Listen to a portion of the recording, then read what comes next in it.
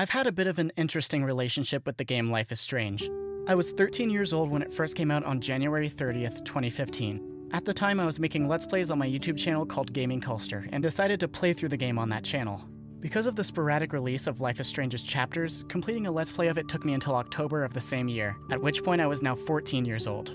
At this point in my life, I really liked Life is Strange. It was a big part of my life for an entire year, and I bonded with my friends over its story. After finishing my series on Life is Strange, I continued that channel for half a year, but during that time, I slowly started to get less and less content with the Let's Plays I was making, and wanted to do something more. So in April of 2016, I released my very first video on my new channel, Culster, which was a review of the game Fossil Fighters. Making this video sparked a new fire of emotion in me to create, and with the support of my friends, I went on to make more videos.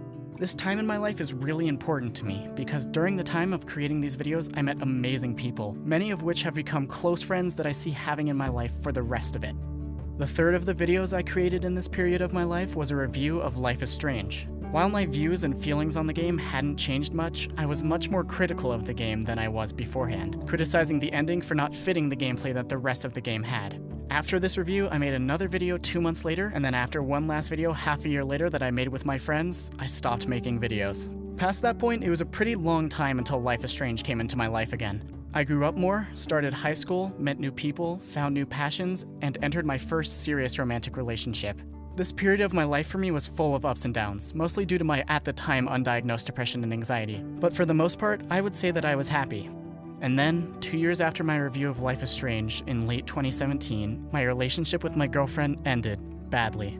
We broke up because I had hurt her, and that nearly destroyed me. The knowledge that I had hurt the person who mattered most to me was slowly destroying my mental state, despite the attempts to help from my friends and family. But I decided to try to focus on other things and find coping in something that I love. So after 2 years of half-written scripts and unmade projects, I decided to try and finally make another video.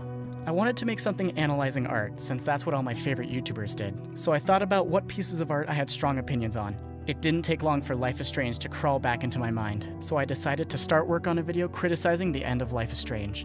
The first draft started out pretty tame. In Life is Strange, a story-driven game based upon your decisions as the main character, the inclusion of an ending that has two decisions, one leading to everyone in the town the game is set in dying, and the other one leading to the main character using their time-traveling abilities to reset the game back to the beginning of the story, both leading to an ending where your decisions ultimately don't matter, is extremely contradictory to the game's previous themes and gameplay. But as I kept revising the script, I took less and less care of myself, forgetting to shower and eat, and the writing slowly turned more and more harsh. The writers are idiots for writing this. This game is awful, a failure of art. Why the fuck let the player make decisions if they don't matter?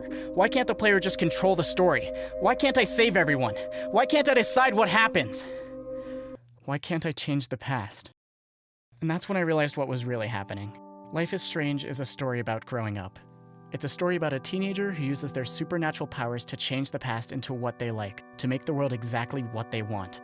But in the end, their attempt to change what has already happened only hurt the people around them. And in the final decision of the game, the ending that hurts the least amount of people, the one that saves those around you from harm, the one that gets the closest thing to a happy ending, is when you choose not to try and change the past.